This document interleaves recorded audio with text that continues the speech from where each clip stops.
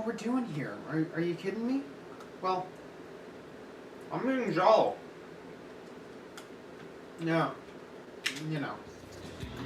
Like a prepubescent sniper on 10 sensitivity, I spin in circles with a bunch of dudes yelling at me. Cause I'm the shooter guy. Laws of physics and logic need not apply. Yeah, I'm the shooter guy. Our nation stood guard on tense borders. We spoke for the rights of dissidents in the hopes of exiles. We aided the rise of new democracies on the ruins of tyranny. And all the cost and sacrifice of that struggle has been worth it, because from Latin America to Europe to Asia, we've gained the peace that freedom brings. In this new century, freedom is once again assaulted by enemies, determined to roll back generations of democratic progress. Once again, we're responding to a global campaign of fear with a global campaign of freedom, and once again, we will see freedom's victory. This speech, given nearly 4 years after the November 11th attacks, is just one of a series of declarations made by the United States officials regarding military action in foreign nations, which in modern times has focused most heavily on action in the Middle East. Bush isn't alone in this, though President Barack Obama was wary of referring to America as the world's policeman. That same rhetoric came through with continued U.S. intervention on a global scale. However, the declarations of heads of state and their actions are not the only forms of geopolitical narratives which should be analyzed. Popular media serves as an influencer of the masses, if not explicitly so. As such, we come to today's foci, Medal of Honor Warfighter and Spec Ops The Line. Both texts are members of the shooter genre, in which the player utilizes various weapons in order to defeat groups of enemies and progress through the game. Shooters are generally organized into two subgenres: first person, in which the player observes events as if from the character's perspective, and third person, in which the player observes events from the point behind the character. Furthermore, these games are specifically of the modern military shooter branch, which revolve around depictions of real-life or quasi-realistic military conflicts with existing nations, organizations, and resources. In addition, these texts have further similarities. They follow single narratives about American soldiers stopping the bad guys in foreign countries, and both games take place at least partially in Dubai. Both feature one significantly more prominent character for their point of view, both of whom are named Walker. Medal of Honor has Tom Preacher Walker, and Spec Ops The Line has Captain Martin Walker. Both feature gameplay which is brutal, with the players dying quickly when making mistakes. Both were released in 2012, Spec Ops in July, and Warfighter in November. That, however, is where the similarities end. While the second game released, Warfighter serves as an uncritical depiction of elements which are critiqued in Spec Ops, and as such, will be discussed first. Warfighter is an example of what is referred to as a traditional geopolitical narrative, one which follows wider views of the world without questioning them. All four major methods of geopolitical construction are utilized in Warfighter, following the standard depictions without hesitation. One of the most common tactics of geopolitics is that of visualizing global space. That is, to give every place and group a relationship to the focused upon nation. This tactic is exceptionally present in Warfighter. For one, the number of foreigners who aren't explicitly allied to the United States or are foes the game expects you to gun down are gathered into one scene, and then promptly killed by a foe. Later in the game, when moving on a village that is believed to house terrorists, it is stated that there are no innocent civilians in the area. Based on information never given to the player, this and this are considered acceptable. We are meant to be removed from moral culpability. The actions are good, uncomplicated. The world is binary, enemy and ally. This is also tied with the tactic of a world of nation-states. Each group operating within the story has a singular goal, without internal strife. The terrorists want to destroy the United States. The Bosnian military is working directly for the United States in the mission they are present for. The only conflict of interest within an allied group is when the Filipino government butts heads with the US, with their plans indirectly causing a terrorist attack in Madrid. Which brings us to the final 2 points, that of national exceptionalism and of mapping time onto space. The former is the idea that the nation's goals should be realized due to a natural primacy in global space, while the former attempts to create a narrative about the nation, in this case the United States, being more advanced than other nations or their foes. I've already talked about how the world is treated as binary. with American forces always presented positively, their allies as positives, but subordinate and less competent, and their enemies without thought towards nuance. This extends through narrative to gameplay. The protagonist is given plenty of high-tech gadgetry, which gives them a colossal edge against their foes at several points, calling down airstrikes, or a drone robot capable of gunning down enemy soldiers with impunity. Throughout all of this, Warfighter creates an image that is uncritical and simple, the forces of good coming down with righteous fury against the enemies of civilization. Ritt der Valkyren. Now, if Warfighter had the message that you're unambiguously good, fighting the forces of evil, Spec Ops has a slightly different message. You're here because you wanted to feel like something you're not. Spec Ops starts off much like Warfighter, a plucky group of American soldiers attempting to save Dubai after the city was devastated by a gargantuan sandstorm. Trying to link up with American forces that had previously entered the city, they soon realize that civilization has fallen apart, and enter the fray, first attempting to save a group of civilians, before then moving to take down Colonel Conrad, the leader of the remaining US forces in Dubai.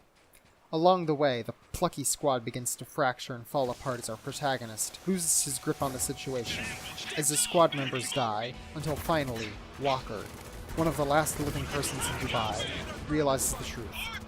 His actions have all been for naught. Conrad has been dead the entire time, and Walker hallucinated many of the events of the game, because You wanted to feel like something you're not. A hero. as one can already see, many of the trends which Warfighter actively participated in have been subverted or shorn by Spec Ops. By presenting Dubai with a number of factions, the idea of a world of nation-states is shattered. The 33rd Infantry Battalion of the US Army, the CIA, Dubai's civilian population, and the civilians who created an impromptu militia, all of these groups are displayed with some level of ambiguity, moving further from a binary world.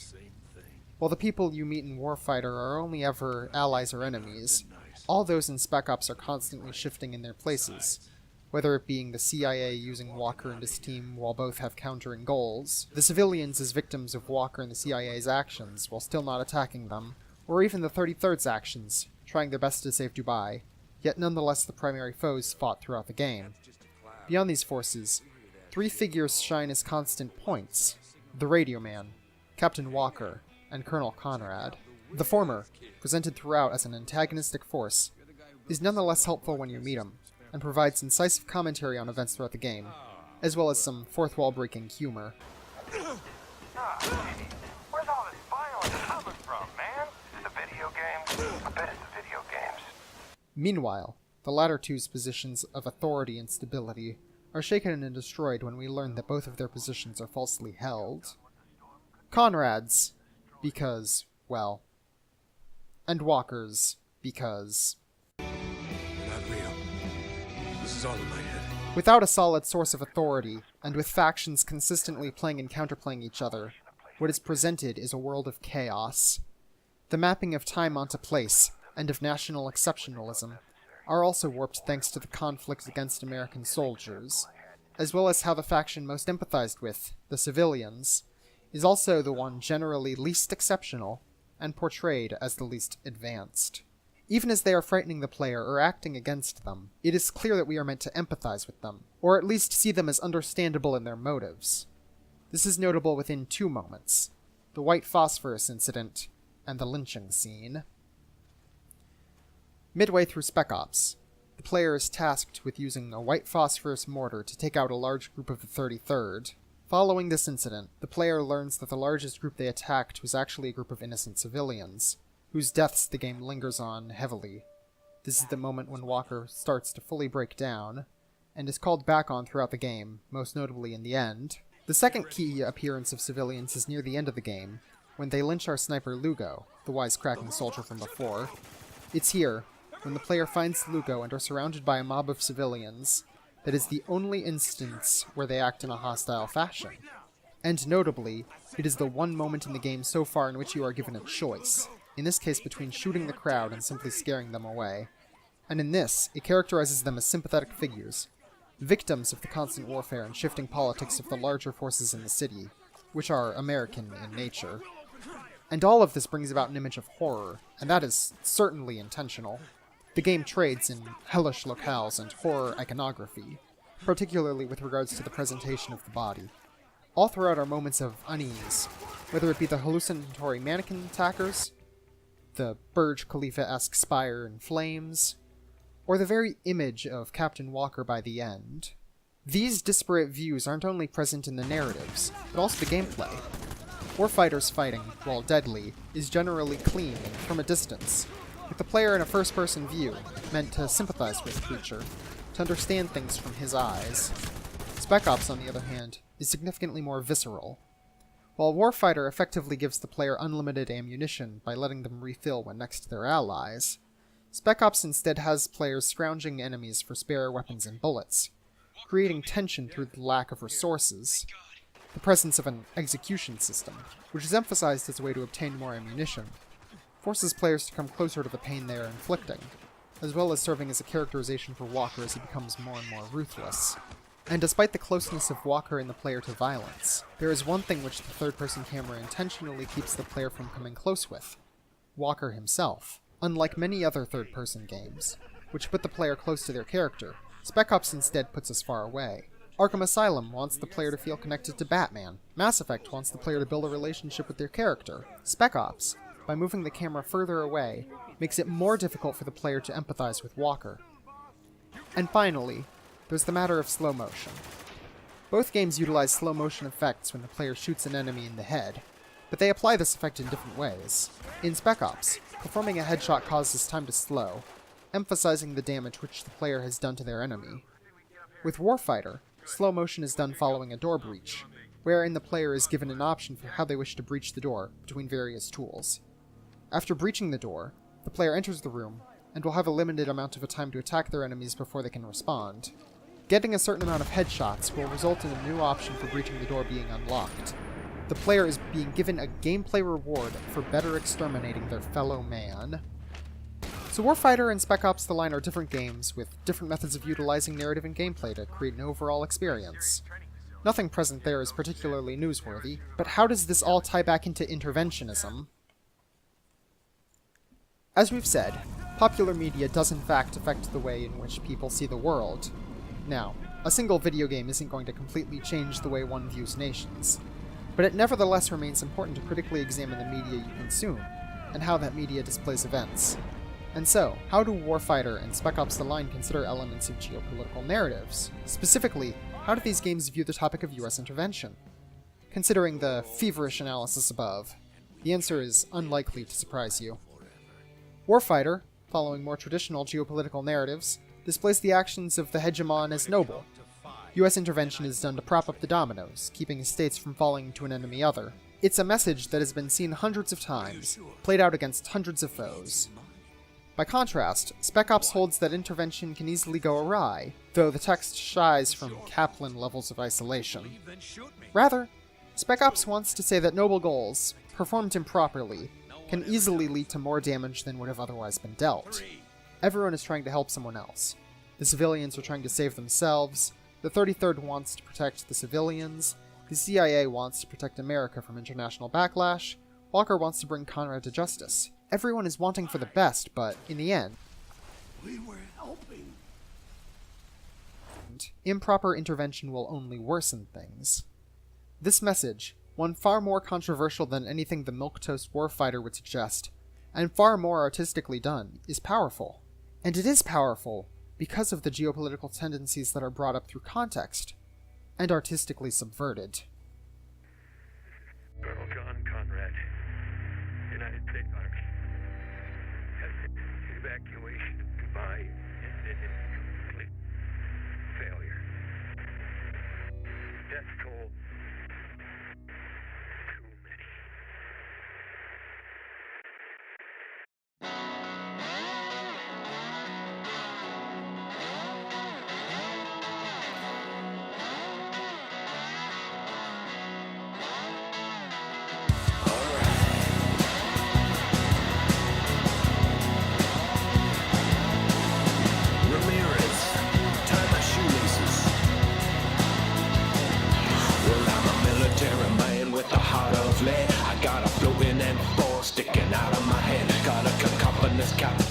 screaming at me. I got the Burger Town blues times infinity. I was the brightest in my unit, got the tightest of training. So why am I down on the range learning basic aiming? I guess I must have got my screws knocked loose in a fight, cause I don't even remember how to aim down sights. Now that the training is done, we're on the chopper to war.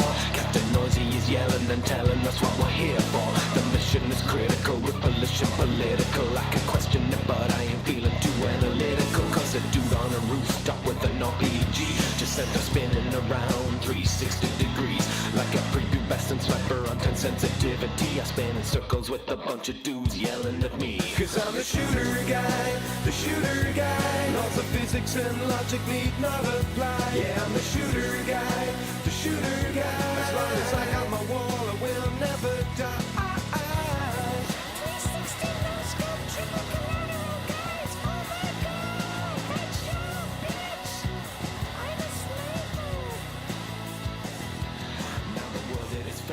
And my visions degrade, and through slow motion I'm waiting with the bad guys